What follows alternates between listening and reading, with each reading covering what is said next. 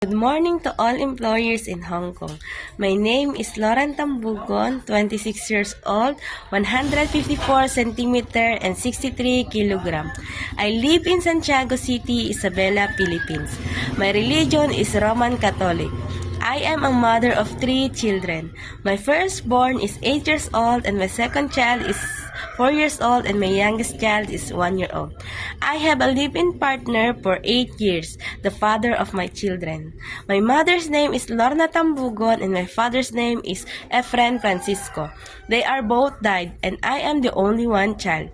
I worked in Manila for 2 years, from August 10, 2017 up to August 20, 2019. They are 5 members in the family. 1 couple and 3 children. The eldest child is 13 years old and the second child is 7 years old and the youngest child is 2 years old. My major responsibility is taking care of 2 years old youngest child and also the 2 childs.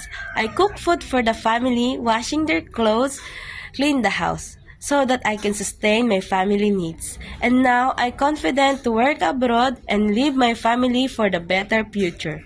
Madam and sir, this is my first time to work abroad, but I know I have so much experience working as a helper and as a mother.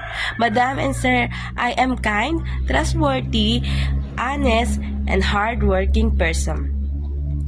Madam and sir, please help me, and I am looking forward to work with you. Thank you. God bless.